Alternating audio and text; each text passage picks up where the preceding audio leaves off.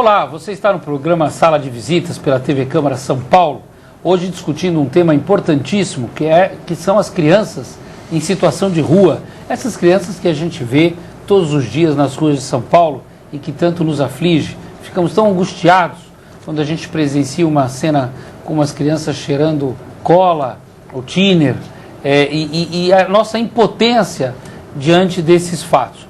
A Prefeitura de São Paulo vem trabalhando nessa questão há um bom tempo. Quando eu fui secretário de Assistência e Desenvolvimento Social, nós criamos um programa especial para esse tipo de problema da cidade, essa questão que é uma questão dramática, que foi o programa São Paulo Protege, e que atuou com agentes de proteção social, abordando essas crianças, encaminhando para uma rede de proteção. Faz parte dessa rede de proteção o projeto Quixote. E nós estamos hoje aqui no programa Sala de Visitas, dando continuidade ao primeiro bloco, com o professor Auro Lescher, da Escola Paulista de Medicina, Unifesp, hoje é a Universidade Federal, e coordenador do projeto Quixote.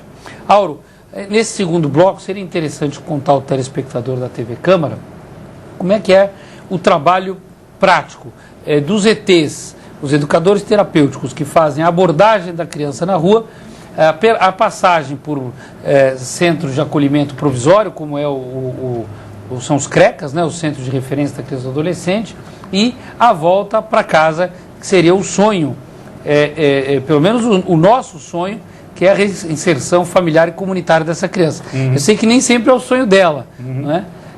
Recentemente, lendo uma matéria numa revista de circulação nacional, contava a história de um ex-presidiário que dizia que foi para o crime porque veio para as ruas do centro de São Paulo e nas ruas do centro de São Paulo acabou sendo aliciado por criminosos mais velhos e acabou entrando no mundo do crime.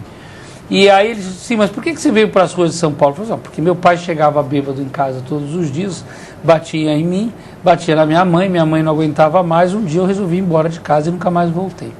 Então nem sempre também essa volta para casa é algo que a criança tem como expectativa, né? Às vezes ela não vai mais voltar para casa mesmo. Não, pelo menos para aquela casa origem, pai, mãe, né?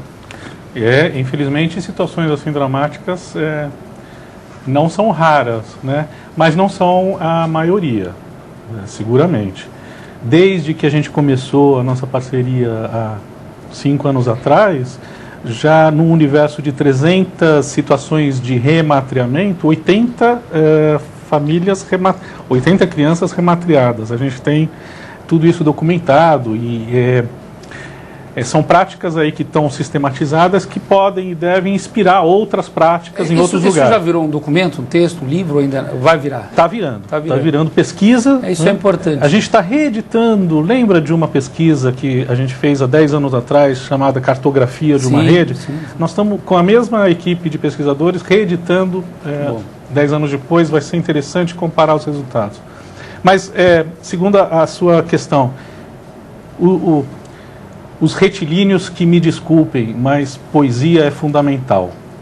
Então, começando com a imagem de um poeta, Ernesto Sábato, né? Que fala exatamente daquela cena do imigrante na popa do navio que vai vendo as costas da sua pátria se distanciar sem saber se um dia vai reencontrá-la. Essa cena, diz ele, é tão forte que ao invés de chamarmos pátria, deveríamos chamar mátria.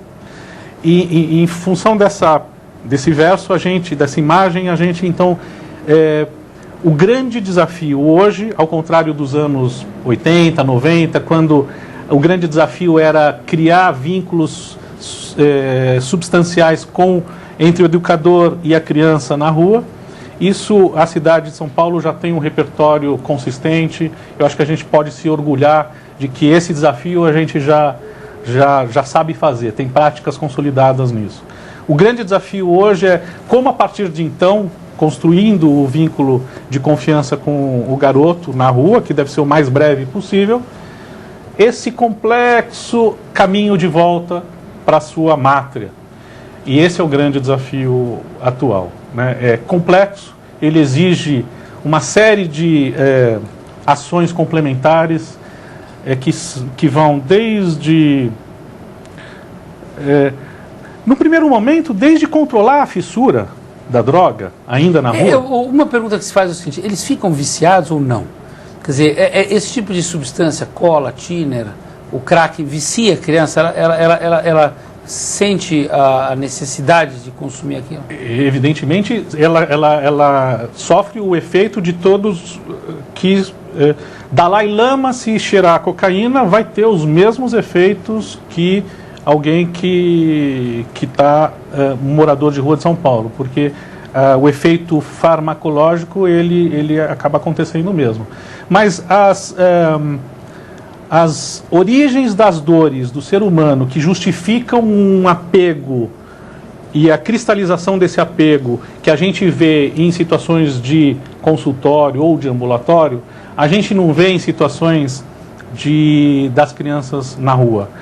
Porque, como a gente vinha conversando, a droga, nessa situação de intensos desenraizamentos, ela ocupa um valor de anestésico para aquela vivência de desenraizamento.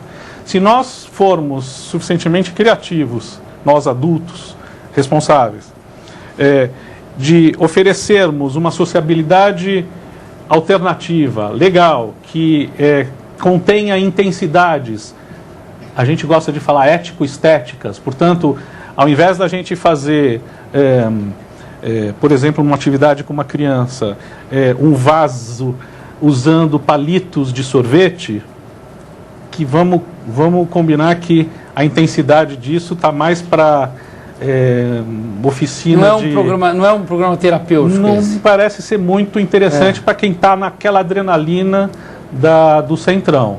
Agora, outro dia, semana passada, um educador, um ET, me mostrou um instrumento fundamental na prática dele, na abordagem das crianças e, sobretudo, no momento da fissura. Ele saca da sua mochila terapêutica, porque os ETs, lembra que eles andam com uma mochila com vários materiais pedagógicos, lápis, caneta, papel e tal. E no caso do Alê, esse ET, uma pequena ampulheta. Pequena ampulheta de 3 minutos.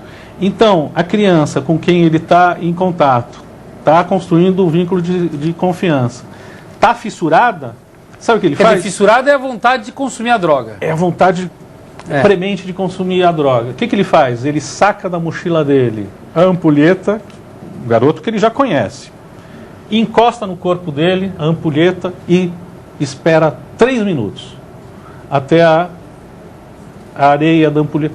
Isso cria uma obliquidade naquela relação, numa coisa tão...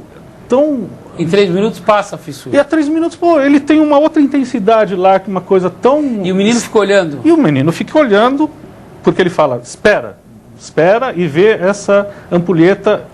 E aí isso é uma intensidade tão interessante para o garoto, que aí quando ele vê, já passou aquela fissura. Então são dessas pequenas, grandes coisas que se fazem o grande desafio inicial, que não é mais o maior. O maior desafio, como a gente estava falando, é o rematriamento. É essa volta. E como é que faz? Quer dizer, você conseguiu algumas, além de 80 crianças que você rematriou, mas você também levou parte dessas crianças para um centro provisório, né? Quer dizer, uma casa de passagem. Essa foi uma experiência difícil para o Quixote. Difícil, muito intensa e, evidentemente, um estágio intermediário, um local de transicional muito importante. Porque como que se faz esse rematriamento se você não tem um meio de campo para fazer e esperar meses nesse trabalho intenso? Porque, como eu vinha dizendo, são idas e vindas de um exilado que volta para sua mátria, revisita sua família. E não são famílias necessariamente violentas. Muitas vezes a mãe, coitada, ela levanta as mãos para Deus e fala: deixei aquele meu filho ir para o centro que esteve